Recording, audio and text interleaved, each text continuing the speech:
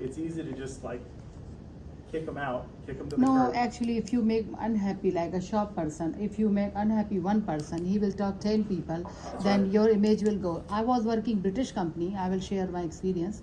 Every 6 months, the owner come and visit, and he said, if you are meeting your client before 6 o'clock, they are just your client. If you will invite your client from your pocket, whatever you pay, just give me the bill, I will pay. That's right.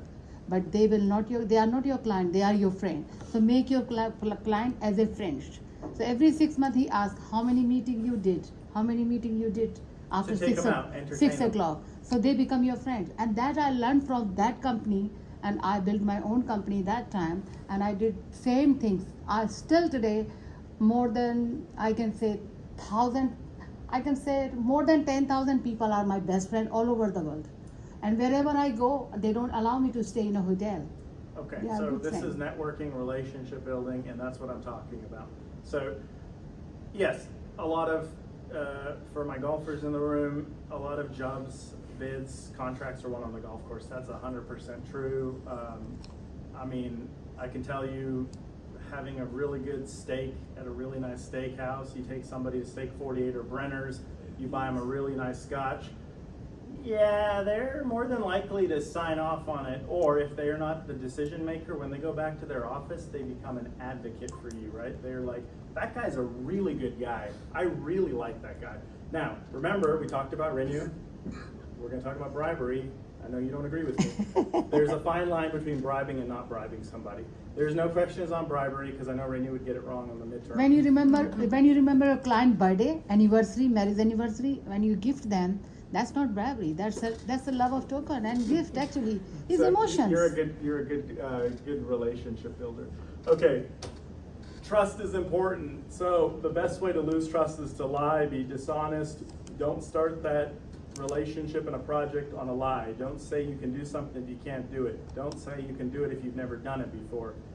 Don't make promises you can't honor. Don't bite off more than you can chew.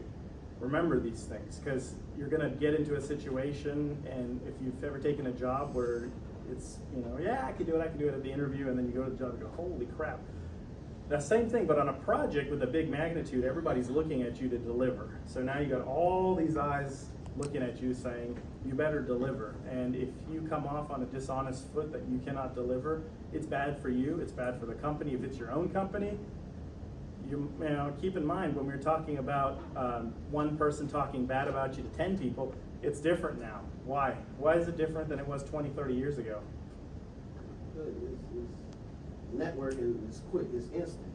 Okay, that's kind of there. You're not giving me the word I'm looking for. I'm looking for Social media? information technology and social media. So the worst thing you can get is a negative Google review. The worst thing you can get is bad publicity out there, right? Yeah, for example, he said, I did not make happy the guy who cut hair. And when he will not treat him nice. When he go out, he will tell 10 people in social media, hey guys, don't go there, they are very bad people. Well, social media is one, but when we're looking for something, what do we do now? Where do we go? Google. So I'm going to go barbershops near me. And Yeah. first thing, okay, I see a good one. This is a good guy. And then I see 3.5 stars. I don't look at the 5s right off, and I'm not a pessimist, but I don't look at the 5s. I look at the 1s and 2s. Why? Because I want to see. Now, granted, those that have a beef speak the loudest, right? The squeaky wheel. But I want to read them. I want to read what happened. So, for example, in the case of my buddy who owns a barbershop, true story, a couple weeks ago, we were out to lunch together, and this lady who had a son that wouldn't sit still, 4 years old, 5 years old, the barber nicked him. She went crazy, right? She posted all over her social media, all over Google. And so he wrote this terrible response as the business owner, and he goes, I'm posting this right now, and we're on our way to go eat lunch. And I said, you can't post that. Don't do that. I said, don't do that, because I said, guess what? You look like a jerk.